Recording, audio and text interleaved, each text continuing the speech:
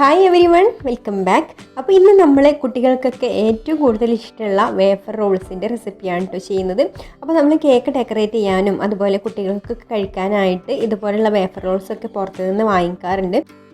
അപ്പോൾ നമുക്ക് വീട്ടിൽ തന്നെ ഈസി ആയിട്ട് ഏത് ഫ്ലേവറിലുള്ള വേഫർ റോൾസ് വേണമെങ്കിലും ഉണ്ടാക്കിയെടുക്കാം. അപ്പോൾ ഞാനിപ്പോൾ ഇവിടെ കുറച്ച് ഡാർക്ക് വേഫർ റോൾസാണ് കേട്ടോ ഉണ്ടാക്കുന്നത്. അപ്പോൾ അതൊക്കെ നമ്മുടെ ഇഷ്ടത്തിനനുസരിച്ച് ഉണ്ടാക്കാം. നമുക്ക് എങ്ങനെയാണ് ഇത് തയ്യാറാക്കുക എന്നുള്ളതൊന്ന് നോക്കാം. അപ്പോൾ ഞാനിവിടെ വേഫർ റോൾസ് ഉണ്ടാക്കാൻ വേണ്ടിയിട്ട് 3/4 കപ്പ് മൈദയാണ് എടുത്തിട്ടുള്ളത്. അത് ഞാനൊന്ന് അരിച്ചെടുക്കുന്നുണ്ട്. അപ്പോൾ അതിന് വേണ്ടിയിട്ട് അരിപ്പയിലേക്ക് ഇട്ട് കൊടുക്കാം. ഇനി ഇതിലേക്കൊരു 1.5 ടേബിൾ സ്പൂൺ കൊക്കോ പൗഡർ ചേർത്ത് കൊടുക്കുന്നുണ്ട്. അപ്പോൾ ഞാനിപ്പോൾ ഇവിടെ ഡാർക്ക് കളറിലുള്ള കൊക്കോ പൗഡറാണ് കേട്ടോ എടുത്തിട്ടുള്ളത്. അപ്പോൾ നമ്മുടെ വേഫർ റോൾസ് കുറച്ചൊരു ഡാർക്ക് കളറിലിരിക്കും. ലൈറ്റ് കൊക്കോ പൗഡർ ഉപയോഗിക്കുകയാണെങ്കിൽ ലൈറ്റ് കളറിലുള്ള വേഫർ റോൾസ് കിട്ടും. അപ്പോൾ ഇനി നിങ്ങൾക്ക് ചോക്ലേറ്റ് വേഫർ റോൾസ് വേണ്ടാന്നുണ്ടെങ്കിൽ വാനിലയിലും ചെയ്യാം കേട്ടോ. അപ്പോൾ കുറച്ച് വാനില എസൻസും കൂടെ ഒഴിച്ചു കൊടുത്താൽ മതി കൊക്കോ പൗഡർ ഒഴിവാക്കിയിട്ട്. ഇനി ഇതിലേക്ക് 1/2 ടീസ്പൂണ് ബേക്കിംഗ് പൗഡർ ചേർത്ത് കൊടുക്കുന്നുണ്ട്. പിന്നെ ഒരു നുള്ളുപ്പും കൂടി ചേർത്ത് കൊടുത്തിട്ട് ഇതൊന്ന് നമുക്ക് അരിച്ചെടുക്കാം. ഇനി ഇതിലേക്കൊരു 1/2 കപ്പ് പൊടിച്ച പഞ്ചസാര ചേർത്ത് കൊടുക്കാം. അപ്പോൾ 1/2 കപ്പിൽ നിന്ന് 1 ടേബിൾ സ്പൂണൊക്കെ കുറച്ചിട്ട് എടുത്താലും കുഴപ്പമില്ല കേട്ടോ, അത്യാവശ്യം മധുരം ഉണ്ടാവും. ഇനി നമുക്കിതൊന്ന് നന്നായിട്ട് മിക്സ് ചെയ്ത് കൊടുക്കണം. പിന്നെ നമുക്കിതിലേക്കൊരു 3 ടേബിൾ സ്പൂണ് ഓയിൽ ഒഴിച്ചു കൊടുക്കാം. പിന്നെ ഇതിലേക്ക് തണുപ്പില്ലാത്ത പാല് കുറേശ്ശെ ഒഴിച്ച് കൊടുത്തിട്ട് മിക്സ് ചെയ്തെടുക്കാം. അപ്പോൾ ഞാനിവിടെ ആദ്യം 1/2 കപ്പ് പാലാണ് എടുത്തിട്ടുള്ളത്. അത് അല്പം ഒഴിച്ച് കൊടുത്തിട്ട് ഇതുപോലെ കുറേശ്ശെ ആയിട്ട് ഒഴിച്ച് കൊടുത്ത് മിക്സ് ചെയ്തെടുത്താൽ മതി. ഇനി നിങ്ങൾ എടുത്ത് ലൈറ്റ് കൊക്കോ പൗഡർ ആണെന്നുണ്ടെങ്കിൽ പാലൊന്ന് ചെറുതായിട്ടൊന്ന് ചൂടാക്കിയിട്ട് ചെറിയ ചൂടോട് കൂടിയിട്ട് ഒഴിച്ച് കൊടുക്കുകയാണെങ്കിൽ കുറച്ചും കൂടി ഒരു കളറ് കിട്ടും കേട്ടോ. അപ്പോൾ ഇത് ഡാർക്ക് കൊക്കോ പൗഡർ ആയതുകൊണ്ട് ഞാനിവിടെ ചൂടുള്ള പാൽ എടുത്തിട്ടില്ല. സാധാരണ നോർമൽ ടെമ്പറേച്ചറിലുള്ള പാലാണ് എടുത്തിട്ടുള്ളത്. ഇപ്പോൾ 1/2 കപ്പ് പാലാണ് കേട്ടോ എടുത്തിട്ടുള്ളത്. അപ്പോൾ ഇത് മിക്സ് ചെയ്ത് കഴിഞ്ഞപ്പോൾ കുറച്ച് മാവൊന്ന് ടൈറ്റായിട്ടാണ് ഇരിക്കുന്നത്. അപ്പോൾ ഈ ഒരു ടൈറ്റിലാവുമ്പോൾ നമുക്ക് അത്ര തിന്നായിട്ട് പരത്തിയെടുക്കാൻ പറ്റില്ല. അപ്പോൾ കുറച്ചും കൂടി നമുക്കൊന്ന് ലൂസാക്കി എടുക്കാം. അപ്പോൾ ബാറ്ററിൻ്റെ ലൂസിനനുസരിച്ച് ആവശ്യത്തിന് പാലൊഴിച്ച് കൊടുത്തിട്ട് മിക്സ് ചെയ്തെടുത്താൽ മതി. അപ്പോൾ അതാ നമ്മുടെ ബാറ്റർ ഇവിടെ റെഡി ആയിട്ടുണ്ട് കേട്ടോ. അപ്പോൾ നമുക്ക് ദോശയൊക്കെ എടുക്കുന്നത് പോലെ പരത്തിയെടുക്കാനുള്ള പാകത്തിലുള്ള ബാറ്ററാണ് കേട്ടോ നമുക്ക് വേണ്ടത്. ഇതാ ഇതുപോലുള്ളൊരു നോൺ സ്റ്റിക്ക് തവ ചൂടാവാനായിട്ട് വെച്ചിട്ടുണ്ട്. അപ്പോൾ ചൂടായി കഴിഞ്ഞാൽ ചെറുതായിട്ടൊന്ന് ചൂടായി കഴിഞ്ഞാൽ തന്നെ ഫ്ലെയിം ഓഫ് ആക്കുക കേട്ടോ. എന്നിട്ട് വേണം നമ്മൾ ഇതിലേക്ക് ബാറ്റർ ഒഴിച്ചിട്ട് പരത്തിയെടുക്കാൻ. ചൂട് കൂടിക്കഴിഞ്ഞാൽ പിന്നെ ബാറ്റർ ഇതിൽ പിടിക്കില്ല. അപ്പോൾ അതാ ചെറുതായിട്ട് ചൂടായിട്ട് ഞാൻ ഫ്ലെയിം ഓഫ് ആക്കിയിട്ടുള്ള ഈ ഒരു തവയിലോട്ട് 1 ടേബിൾ സ്പൂണാണ് കേട്ടോ മാവ് ഒഴിച്ചു കൊടുത്തിട്ടുള്ളത്. ഒരുപാട് വലിപ്പം വേണ്ട. അപ്പോൾ നമ്മൾ ഒരുപാട് വലിപ്പത്തിലായി കഴിഞ്ഞാൽ മറിച്ചിടുമ്പോൾ അത് പൊട്ടിപ്പോവും. അപ്പോൾ അതാ ഇതുപോലെ ഒരു സ്പൂൺ വെച്ചിട്ട് നമ്മൾ ദോശമാവൊക്കെ പരത്തുന്നത് പോലെ വളരെ തിന്നായിട്ട് പരത്തിയെടുക്കുക.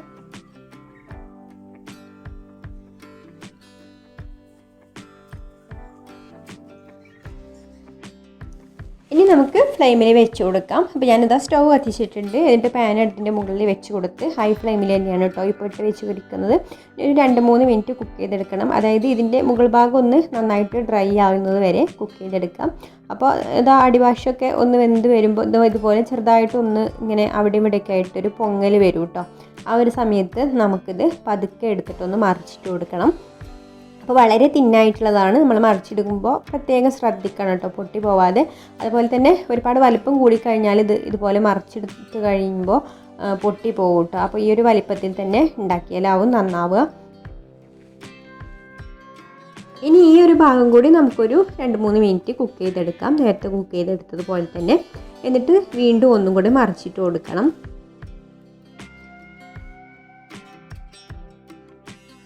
ഈ ഒരു സമയത്ത് ഒരു മീഡിയം ഫ്ലെയിമിൽ വെച്ചാൽ മതി കേട്ടോ, അല്ലെങ്കിൽ പെട്ടെന്ന് തന്നെ കരിഞ്ഞു പോവും. അപ്പോൾ ഈ ഒരു സൈഡും ഒരു 2 മിനിറ്റ് വെച്ചതിന് ശേഷം വീണ്ടും ഒന്നും കൂടെ മറിച്ചിട്ട് കൊടുക്കണം. അപ്പോൾ ഇങ്ങനെ ഒരു 2-3 പ്രാവശ്യം മറിച്ചിട്ട് കൊടുക്കുമ്പോഴാണല്ലോ കേട്ടോ നമ്മുടെ ഈ ഒരു റോള് നല്ല ക്രിസ്പി ആയിട്ട് കിട്ടുള്ളൂ. അല്ലെങ്കിൽ നമ്മൾ റോൾ ചെയ്തെടുത്താലും അതൊരു കുഴഞ്ഞ പോലെയാണ് കേട്ടോ നിൽക്കുന്നത്. അപ്പോൾ ഇങ്ങനെ ഒരു 2-3 പ്രാവശ്യം ഇതുപോലെ മറിച്ചിട്ട് കൊടുക്കുക. അങ്ങോട്ടും ഇങ്ങോട്ടും തിരിച്ച് മറിച്ചിട്ട് കൊടുത്തിട്ട് എടുത്താൽ മതി. ഇനി നമുക്കിത് ചൂടോട് കൂടി തന്നെ റോൾ ചെയ്ത് കൊടുക്കണം. അപ്പോൾ ഞാനിതാ ഇതുപോലെ ഒരു സ്റ്റിക്കിൽ അലുമിനിയം ഫോയിൽ ചുറ്റിയിട്ടുണ്ട് കേട്ടോ. എന്നിട്ട് ഇതുപോലെ റോൾ ചെയ്തെടുക്കുക. അപ്പോൾ നല്ല ചൂടുണ്ട്, കൈ പൊള്ളുന്നതൊന്ന് ശ്രദ്ധിക്കണം. എന്തെങ്കിലും ടിഷ്യൂ എന്തെങ്കിലും വെച്ചാൽ മതി. എന്നിട്ട് ഇതാ ഇതുപോലെ നല്ല ടൈറ്റായിട്ട് റോൾ ചെയ്യാൻ പറ്റുന്നുണ്ടെങ്കിൽ അങ്ങനെ റോൾ ചെയ്തെടുക്കുക കേട്ടോ. അല്ലെങ്കിൽ ഇതാ പെട്ടെന്ന് തന്നെ ഇത് ഇപ്പോൾ തന്നെ ഇത് ഹാർഡായി വരുന്നുണ്ട് കേട്ടോ. അപ്പോൾ ഇതാ പൊട്ടി പോരുന്നുണ്ട്. അപ്പോൾ നമ്മൾ ആദ്യത്തേത് എടുത്ത സമയത്ത് തന്നെ ഞാൻ ഫ്ലെയിം ഓഫാക്കിയിട്ടിരുന്നു കേട്ടോ. ഫ്ലെയിം ഓഫാക്കിയിട്ട് പിന്നെ രണ്ടാമത്തെ ചുടണമെന്നുണ്ടെങ്കിൽ ഇത് ഒന്ന് ചൂടാറി വരണം. ചൂടാറി ഒരു ചെറിയ ചൂടിൽ വേണം നമ്മളിത് ഒഴിച്ചു കൊടുക്കാൻ. അല്ലെങ്കിൽ ഈ ദോശമാവ് ഒക്കെ നമ്മൾ ചൂട് കൂടിക്കഴിഞ്ഞാൽ കണ്ടിട്ടില്ലേ, മാവ് നമ്മുടെ തവയുമ്പോൾ തന്നെ ഇങ്ങനെ പോരുന്നത് അതുപോലെ പോരും. അപ്പോൾ ചൂട് നല്ല ക്രമീകരിച്ചിട്ട് വേണം പരത്തിയെടുക്കാൻ. അപ്പോൾ ഒരു പാനിൽ തന്നെ വെച്ചിട്ട് ചുടുകയാണെങ്കിൽ നമുക്ക് ഒരുപാട് സമയം വരും കേട്ടോ. കാരണം ഒന്ന് ചുട്ടെടുത്ത് പിന്നെ ഫ്ലെയിം ഓഫാക്കിയിട്ട് ഒന്ന് ചൂടാറിയതിന് ശേഷം വേണം പിന്നെ അടുത്തത് ചുട്ടെടുക്കാൻ. അപ്പോൾ ഞാൻ എന്താ ചെയ്യുന്നതെന്ന് വെച്ചാൽ ഇവിടെ ഒരു പാനും കൂടെ വെച്ചിട്ട് 2 പാനിലൂടെ ആയിട്ടാണ് കേട്ടോ ചൂടുന്നത്. അപ്പോൾ ഒന്നിൽ നമുക്ക് പരത്തി കൊടുത്ത് അത് ആയി കഴിയുന്ന ആ നേരം നമുക്കത് ആയി കഴിഞ്ഞാൽ ഫ്ലെയിം ഓഫാക്കിയിട്ട് ഒന്ന് ചൂടാക്കിയെടുക്കാം. അപ്പോഴേക്കും മറ്റേ പാൻ അവിടെ ചൂടാറിയിട്ടുണ്ടാവും. പിന്നെ അതിലും മാവ് ഒഴിച്ചിട്ട് പരത്തി ചുട്ടെടുക്കുകയാണ് കേട്ടോ ഞാൻ ചെയ്തിട്ടുള്ളത്. അപ്പോൾ ഇതും നമ്മൾ നേരത്തെ ചുട്ടെടുത്തതുപോലെ തന്നെ ഒരു 3-4 പ്രാവശ്യം ഇതുപോലെ തിരിച്ചും മറിച്ചുമൊക്കെ ഇട്ട് കൊടുത്തിട്ട് ചുട്ടെടുക്കുക. അപ്പോൾ ഇങ്ങനെ നമ്മൾ പാനിൽ കുറച്ച് സമയം ഒന്ന് വെക്കുമ്പോഴുള്ളൂ ഇത് ഹാർഡായി വരുന്നത്. അപ്പോൾ പിന്നെ പെട്ടെന്ന് എടുത്തിട്ട് തന്നെ ഈ ഒരു ചൂടോട് കൂടി തന്നെ ഇത് റോൾ ചെയ്യുകയും വേണം കേട്ടോ. അല്ലെങ്കിൽ ഹാർഡായിട്ട് പിന്നെ അത് നമുക്ക് റോൾ ചെയ്യാൻ ബുദ്ധിമുട്ടാവും, അത് പൊട്ടിപ്പോവും. അപ്പോൾ ഈ ചൂടോട് കൂടി തന്നെ നമുക്ക് പെട്ടെന്ന് റോൾ ചെയ്തെടുക്കാം. കൈയൊക്കെ ചെറുതായിട്ടൊന്ന് പൊള്ളാനൊക്കെ സാധ്യതയുണ്ട് കേട്ടോ. അപ്പോൾ നല്ല ചൂടോട് കൂടി റോൾ ചെയ്തെടുത്തിട്ടില്ലെങ്കിൽ ഇത് പെട്ടെന്ന് ഹാർഡായി പോകുന്നുണ്ട്. അപ്പോൾ ഞാൻ പെട്ടെന്ന് റോൾ ചെയ്തെടുക്കുകയാണ്.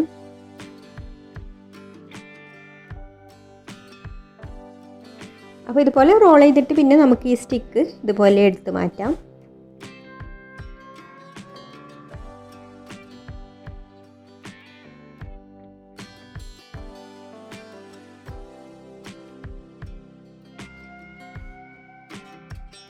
അങ്ങനെ കുറച്ച് സമയം വെച്ചിട്ടുണ്ടെങ്കിൽ ഞാനിതാ എല്ലാ റോളും ഇവിടെ റെഡിയാക്കി എടുത്തിട്ടുണ്ട്.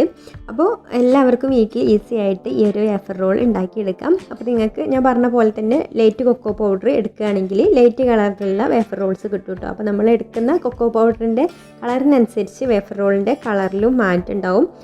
അതുപോലെ കൊക്കോ പൗഡർ ഒന്നും ഇല്ലാതെ തന്നെ നമുക്ക് വാനില ഫ്ലേവറിലും ഈ ഒരു വേഫർ റോൾസ് ഉണ്ടാക്കിയെടുക്കാം.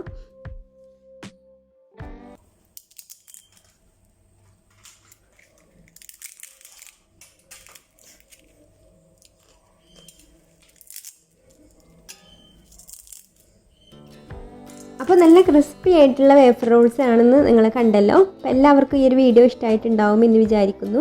ഇഷ്ടമായിട്ടുണ്ടെങ്കിൽ ലൈക്ക് ചെയ്യുക, ഷെയർ ചെയ്യുക, നിങ്ങളുടെ അഭിപ്രായങ്ങളൊക്കെ താഴെ കമൻറ്റ് ചെയ്യുക. പിന്നെ ഈ ചാനൽ സബ്സ്ക്രൈബ് ചെയ്യാതെ കാണുന്നവരാണെങ്കിൽ ഒന്ന് സബ്സ്ക്രൈബും കൂടെ ചെയ്തിട്ട് സപ്പോർട്ട് ചെയ്യണേ. അപ്പോൾ ഇനി മറ്റൊരു നല്ല റെസിപ്പിയുമായിട്ട് അടുത്ത വീഡിയോയിൽ കാണാം. താങ്ക്